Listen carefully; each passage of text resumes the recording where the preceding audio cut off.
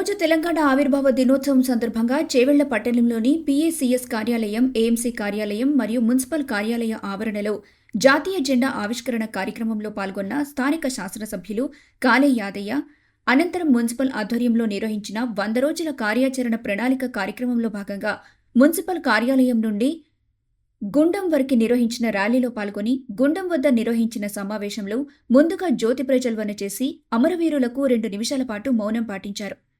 ఈ సందర్భంగా ఎమ్మెల్యే మాట్లాడుతూ ప్రతి ఇంటి నుండి తడి చెత్త, పొడి చెత్తను సేకరించటం, రాబోయే వర్షాకాలంలో దృష్టిలో పెట్టుకుని నాళాలు, డ్రైనేజ్ పూడికతీత పనులు, వనమహోత్సవ కార్యక్రమం ద్వారా మొక్కలు నాటడం, హరితవనాలు పెంచటం, దోమల నివారణకు మందు స్ప్రే చేయాలని, ఇంకుడు గుంతల నిర్మాణం చేయాలని అన్నారు.